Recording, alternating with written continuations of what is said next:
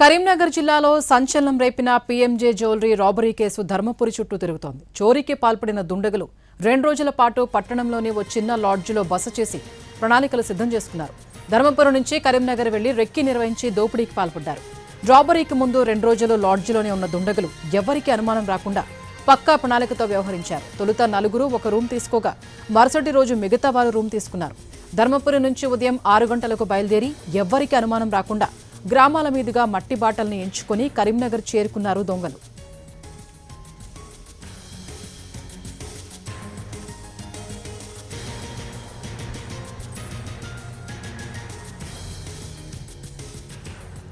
దొంగలు ఎలా స్కెచ్ చేశారు, ధర్మపురిలో ఎన్ని రోజులు ఉన్నారు, కరీంనగర్కు ఎలా చేరుకున్నారు వివరాలు మా ప్రతినిధి భాస్కర్ అందిస్తారు. రాష్ట్ర వ్యాప్తంగా సంచలనం సృష్టించి పోలీసులకు సవాల్గా మారిన పీఎంజే జ్యువెలర్ రాబరీ కేసు అటు తిరిగి ఇటు తిరిగి ధర్మపురికి చేరుకుంది. ధర్మపురిలోని ఈ లాడ్జిలోనే అంటే ఈ నెల 1వ తేదీన మధ్యాహ్నం ఈ లాడ్జికి వచ్చారు దుండగులు. ఈ లాడ్జికి వచ్చి ఇక్కడ బస చేశారు. 1వ తేదీ నుంచి 3వ తేదీ ఉదయం 6 గంటల వరకు ఈ లాడ్జిలో ఉన్నారు. ఇక్కడ 2 లాడ్జీలు ఏసీ గదులను అద్దెకు తీసుకున్నారు. అద్దెకు తీసుకున్న తర్వాత వాళ్ళు ఇక్కడ 2 రాత్రులు ఒక పగలు మొత్తం ఇక్కడ గడిపినట్టయితే చెప్తా ఉన్నారు. ఒకసారి పైకి వెళ్దాం, పైకి వెళ్ళి అక్కడ ఏం జరిగింది, వాళ్ళు ఎన్ని రోజులు బస్ చేశారు, లోపల లాడ్జిలో ఏమేమి ఉంది, వాళ్ళ వ్యవహార శైలి ఏ విధంగా ఉందో తెలుసుకునే ప్రయత్నం చేద్దాం. ధర్మపురిలోని విజయలక్ష్మి వసతి గృహంలోనూ ఇక్కడనే దుండగులు 2 రోజుల పాటు బస్ చేశారు. ఆ బ్యాగులు పట్టుకొని అయితే లోపలికి వచ్చారు. అయితే ఒక్కసారి ఇప్పుడు మనం నిర్వాహకంతో మాట్లాడే ప్రయత్నం చేద్దాం. బాబు చెప్పే ఎన్ని గంటలకు వచ్చిండ్రు వాళ్ళు, ఇక్కడ ఎన్ని రోజులు ఉన్నారు? 3 గంటల 25 నిమిషాలకు వచ్చారు. వచ్చిన తర్వాత రూమ్ ఉన్నాయంటే ఉన్నాయని చెప్పిన. అది హిందీలో రూమ్ है क्या అంటే है అన్న. कितना प्राइस అంటే 1200 रुपये అన్న. एक दिन के लिए होना, मेरे को 2 रूम होना అంటే 2 रूम नहीं 1 रूम అన్న. అన్నలా వచ్చారు, రూమ్ చూసుకున్నారు. మీరు ఆధార్ కార్డు ఇచ్చారు కదా? ఆధార్ కార్డు ఇచ్చారు. నేను ఆధార్ కార్డు నా రికార్డుకు రాసుకొని తీసుకొచ్చి మీకు ఇస్తా అని చెప్పి ఆధార్ కార్డు నేనే పట్టుకొచ్చుకుని ఇక్కడికి పట్టుకొచ్చుకున్న రికార్డుకు రాసుకున్నా అది పేక్ అంటున్నారు సార్లు. ఇక అది నాకేం తెలియదు. రికార్డ్ అయితే ఆధార్ కార్డు రాసుకున్న తర్వాత పైసలు ఇచ్చిన తర్వాత వాళ్ళు ఏమన్నారంటే అన్నం తినడానికి అన్న खाना मिलता है क्या అంటే खाना मिलता है उधर होटल है, उधर जाओ అని చెప్పిన. नहीं हमारे जाने को दोपहर है, तुम నెంబర్ है तो ఫోన్ करो అని వాళ్ళు అన్నారు. అన్న తర్వాత నేను ఎందుకంటే అక్కడ ఉడిపి హోటల్ ఉండే ఒకటి ఆటో వాళ్ళు ఉంటుంది కాబట్టి సత్యకు ఫోన్ చేసిన వాళ్ళ ఎంతమంది కావాలంటే 4 కావాలన్న వాళ్ళ 4 ప్యాకింగ్లు తెచ్చిండు. వచ్చిన తర్వాత నాకు ఫోన్ చేసిండు. నాకు ఆ సత్యను హోటల్ సత్యను నేను ఇద్దరం కలిసి మీదికి పోయి వాళ్ళకు టిఫిన్ ఇచ్చేసినాం. 480 రూపాయలు అని చెప్పిన తర్వాత వాళ్ళకు 480 రూపాయలు ఇచ్చిండు. ఆయన పట్టుకుని ఆయన హోటల్కి వెళ్ళిపోయాడు. నేను మా డోర్ బంద్ చేసి మళ్ళీ నా రూమ్లోకి మళ్ళీ సాయంత్రం 2వ నాడు సాయంత్రం ఏం చేసిందంటే మళ్ళీ ఒక టో పెట్టుకున్నాను చూడండి. ఆవిడ వచ్చింది ఎందుకంటే అదే రూమ్లోకి పోయినా. నాకు ఎందుకంటే ఒకటే రోజు డబ్బులు ఇచ్చారు కదా, ఇంకో రోజులు కూడా డబ్బులు కావాలని చెప్పి మళ్ళీ నేను రూమ్కి పోయి అది తలుపు కొట్టి సార్ ఒకటే రోజు ఉన్నారు అయిపోయింది మీది టైము, మరి ఇంకో రోజు ఉంటే డబ్బులు ఇవ్వమన్నా అన్న వాళ్ళు మళ్ళీ 1200 ఇచ్చారు. ఇచ్చిన తర్వాత వాడు క్యాష్ ఇచ్చారు. సెకండ్ డే 2వ రూమ్ తీసుకుండు. అయితే సెకండ్ డే 2వ రూమ్ తీసుకొని మళ్ళీ రాత్రి ఉన్నాడు. మళ్ళీ పొద్దున ఎందుకంటే ఇక వాళ్ళు మళ్ళీ రోడ్డు ఎట్టు తిరిగి ఇది 3వ తారీఖు నాడు పొద్దున్న 6 గంటలకు వచ్చి వాళ్ళు మీద ఉన్న వాళ్ళు కింద ఉన్నాడు వాళ్ళు అందరు 4, 5 కలిసి వెళ్ళిపోయారు. 3వ తారీఖున మధ్యాహ్నం రాలే. అదే పొద్దున్న 6 గంటల 15 నిమిషాలకే వెళ్ళిపోయారు. నాకు తాళపు హ్యాండ్ ఓవర్ చేసి వెళ్ళిపోయిన తర్వాత అండ్ లైట్లు ఫ్యాన్లు ఉంటాయి కదా, నేనేం చేసిందంటే మళ్ళీ చూసేస్తా అని చెప్పి నేను మీదికి వరకు మొత్తం అంత కచరా ఉన్నది. బీర్లు తాగారు, సిగరెట్లు అదొకటి ఇదొకటి అన్నీ ఉన్నా తెచ్చుకున్న అన్నం పదార్థాలు అన్నీ అక్కడ విడిచిపెట్టి వెళ్ళిపోయారు. పోయిన తర్వాత అదంతా నేను బయట వచ్చి క్లీన్ చేసుకొని నేను మళ్ళీ డోర్ బంద్ చేసుకుని. మీకు వాళ్ళ దగ్గర ఏమైనా అనుమానాస్పదంగా వస్తువులు కానీ తుపాకులు కానీ? ఆ బ్యాగులు మనం ఎందుకు చూస్తాం సార్, బ్యాగులు చూడలేదు ఏం చూడలే.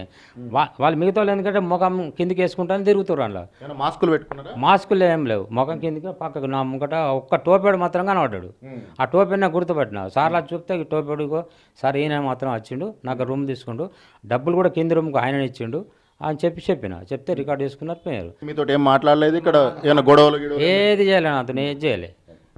ఇక్కడ దాదాపు 2 రోజుల పాటు ఇక్కడ ఉన్నారు. వాళ్ళు తీసుకొచ్చిన ఆధార్ కార్డు కూడా ఫేక్ ఆధార్ కార్డు, వాళ్ళ ముఖ చిత్రాలను కూడా కనబడకుండా చాలా జాగ్రత్త వహించారు. ఈ లాడ్జి దగ్గర కూడా ఆధార్ కార్డు ఫేక్ ఆధార్ కార్డే ఇచ్చారు. ఒకసారి వాళ్ళు తీసుకున్న రూము, వాళ్ళు బస్ చేసిన రూమును చూద్దాం ఒకసారి అక్కడ ఎట్లున్న పరిస్థితి. పిఎంజే జ్యువెలరీ రాబరీ కేసుకు సంబంధించిన పూర్తి స్థాయి ప్లాను ఇదే రూమ్లో అయింది. ఈ ప్లాన్ ఇక్కడనే గీశారు, ఇక్కడనే ఉన్నారు దుండగులు.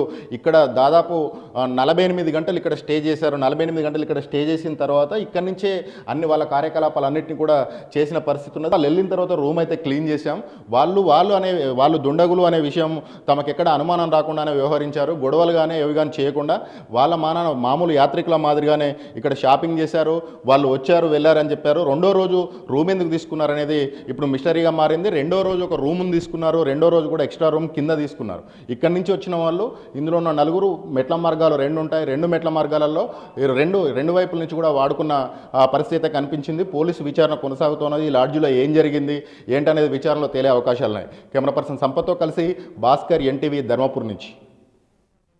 కరీంనగర్లోని పీఎంజే జ్యువెలరీ షాప్లో దొంగతనం చేసిన గ్యాంగ్ అక్కడి నుంచే అంతే ప్లాన్డ్గా తప్పించుకున్నారు. దోపిడీ చేసి తిరిగి అదే దారిలో ధర్మపురికి చేరుకుని 2 టీంలుగా విడిపోయారు. ఒక టీం బైక్ను గోదావరి యువతల వదిలేసి కాలినడకన నదిని దాటి మంచిర్యాల జిల్లాలో ప్రవేశించింది. మరో టీం కమ్మునూరు బ్రిడ్జి మీదుగా కలమడుగు చేరుకుని అక్కడ బైక్ వదిలేసి పరారయ్యారు. దొంగతనం తర్వాత కరీంనగర్ నుంచి గ్యాంగ్ ఎలా తిరిగి ధర్మపురి చేరుకున్నారు, గోదావరి నది నుంచి ఆదిలాబాద్ జిల్లాకు అక్కడి నుంచి మహారాష్ట్రకు ఎలా పారిపోయారు, మా ప్రతినిధి భాస్కర్ అందిస్తారు. నుంచి ఉదయం 6 గంటలకు వెళ్ళి కరీంనగర్ పిఎంజే జ్యువెలరీని దోచుకున్న తర్వాత మళ్ళీ తిరిగి ధర్మపురి వైపే వచ్చారు. వెళ్ళిన రూట్లోనే దుండగులు వచ్చారని చెప్పేసి పోలీసులు అయితే ప్రాథమికంగా అంచనా వేశారు. వచ్చిన తర్వాత ఇది గోదావరి పరివాహక ప్రాంతం, గోదావరి నది ఒడ్డు అన్నమాట. ఇది ఈ ఒడ్డుకు సంబంధించి గోదావరి ఎక్కువ ప్రవాహం వచ్చినప్పుడు ఇటువైపు నుంచి కూడా వరద వస్తుంది. వరద తాలూకు ఇవన్నీ ఇక్కడ మన ఇది ఒక వర్రెలాగా ఉంది, ఒక కయ్య కోసింది. ఇక్కడ ఇదే ప్లేస్లో అంటే ఇది ఇక్కడ దూరం నుంచి చూస్తే బైక్ కనిపించదు. మనం ఇక్కడ ఈ ప్లేస్లో బైక్ను నిన్న వదిలేసి వెళ్ళినట్టు కనిపిస్తున్నారు. పెట్రోల్ ట్యాంక్ నుంచి పెట్రోల్ కూడా లీక్ అయింది. అదే స్మెల్ కూడా ఇంకా వస్తుంది. బైక్ను తీసుకెళ్ళి ఇక్కడ వదిలేశారు. ఇక్కడ వదిలేసిన తర్వాత వాళ్ళు ఇటువైపు నుంచి అంటే మనం విజువల్లో చూడవచ్చు ఒకసారి.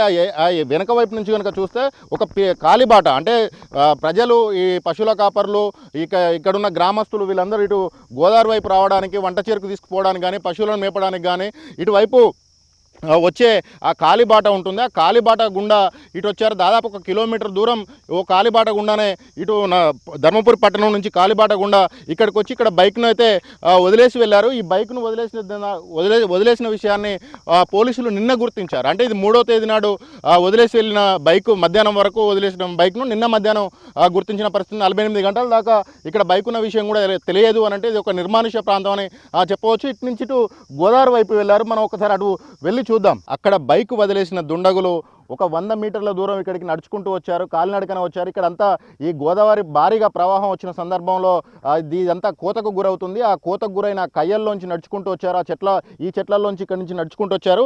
అక్కడ బైక్ వదిలేశారు. ఈ గుంతలో వాళ్ళు ఉపయోగించిన హెల్మెట్ ఏదైతుందో ఆ హెల్మెట్ను ఇక్కడ వదిలేశారు. అయితే ఈ బైకు హెల్మెట్ 2 ఉన్న తర్వాత హెల్మెట్ని ఇక్కడ వదిలేసిన దానికే ఒక బలమైన అనుమానాలు అనేవి చేకూరుతూ ఉన్నాయి. ఇక్కడ నుంచి ఖచ్చితంగా ఇది దొంగల పనే. ఆ దొంగలే ఇక్కడ బైక్ను వదిలేశారు, ఇక్కడ హెల్మెట్ వదిలేసి ఇటువైపు వెళ్ళారనే చెప్పేసి ఒక నిర్ధారణకైతే పోలీసులు వచ్చారు. ఇక్కడ మనం విజువల్లో గమనిస్తూ ఉన్నాం. గోదావరి నది ఇప్పుడు ప్రవాహం చాలా తక్కువగా ఉంది. ఈ తక్కువగా ఉన్న నేపథ్యంలో కాలికి కనీసం నీటి చుక్క కూడా అంటకుండా ఈ రాళ్లపై నుంచి అటు బయటికి వెళ్ళొచ్చు. ఆ బయటకు వెళ్తే ఎదురుగా కనిపించే గట్టు ఉంది కదా, గట్టు ఆదిలాబాద్ జిల్లా కిందకి వస్తుంది. ఉమ్మడి ఆదిలాబాద్ జిల్లా కిందకి ప్రస్తుతం మంచిర్యాల జిల్లాలో ఉంటుంది. ఈ దండేపల్లి మండలానికి చేరుకుంటారు. ఈ దాటితే జన్నారం తర్వాత ఖానాపూర్ వెళ్ళే దారి అయితే వస్తుంది. కొద్ది దూరం నుంచి ఈ గోదావరి నుంచి అవతల గట్టుకు వెళ్ళిన తర్వాత అవతల గట్టు నుంచి కొద్ది దూరం నడిస్తే అక్కడి నుంచి మంచిర్యాల జిల్లా దండేపల్లి మండలం వస్తుంది. దండేపల్లి మండలంలోని కాశీపేట, నంబాల, కొండాపూర్, ద్వారకా గ్రామాలు వస్తాయి. ఇవి వరుసగా ఉంటాయి. ఏదో ఒక గ్రామం నుంచి వెళ్ళొచ్చు. దాని తర్వాత ఖానాపూర్ జన్నారం ప్రధాన రహదారి వస్తుంది. ఆ రహదారి నుంచి ఏదైనా లారీ తీసుకొని ఏదైనా లారీని ఆశ్రయించవచ్చు, లేదంటే ప్రత్యామ్నాయంగా ఇంకేదైనా వెహికల్ని ఆశ్రయించి అటువైపు వెళ్ళారనేది ఒక టాక్ ఉంది. అయితే బ్రాహ్మణ సత్రం దగ్గర నుంచి ఇంకో వెహికల్ డిస్పాస్ అయింది. ఇక్కడికి ఒకటే వెహికల్ మాత్రం వచ్చింది. ఇంకో వెహికల్ ఎటు వెళ్ళింది అనేది ఇప్పుడు సస్పెన్స్గా మారింది. ఆ వెహికల్ అటు నుంచి కమ్మనూరు అంటే అట కలమడుగు చేరుతుంది. కలమడుగు చేరిన తర్వాత ఆ కలమడుగు దగ్గర వెహికల్ దొరికినట్టయితే సమాచారం ఉంది. ఆ వెహికల్ని అక్కడ కమ్మనూరు దగ్గర గోదావరి బ్రిడ్జ్ ఉంటుంది. గోదావరి బ్రిడ్జి దాటి అక్కడ వెహికల్ని వదిలేశారు. ఇక్కడ నుంచి 2 బృందాలుగా దుండగులు అయితే విడిపోయిన పరిస్థితి కనిపిస్తూ ఉన్నది. వాళ్ళు ఎప్పుడు ఎటు వెళ్ళారు అనేది ఇప్పుడు మరికొద్ది గంటల్లో తేలుతుందని చెప్పేసి పోలీసులు చెప్తున్నప్పటికీ వాళ్ళు దాటిపోయి దాదాపు 2 రోజులు గడిచిన నేపథ్యంలో ఈ విచారణ అనేది ఒక సంక్లిష్టంగా మారిందని చెప్పవచ్చు. పోలీసులకు సవాల్గా మారిందని చెప్పవచ్చు. అంటే ఇక్కడే ఉండి ఇక్కడే బైకులు వదిలి ఇట్నుంచే పారిపోయారు, గోదావరిని దాటారు. ఇప్పుడు వాళ్ళు మహారాష్ట్రకి వెళ్ళిపోయారు అనేది ఒక సస్పెన్స్గా ఉంది. కెమెరా పర్సన్ సంపత్తో కలిసి భాస్కర్, ఎన్టీవీ, ధర్మపురి నుంచి.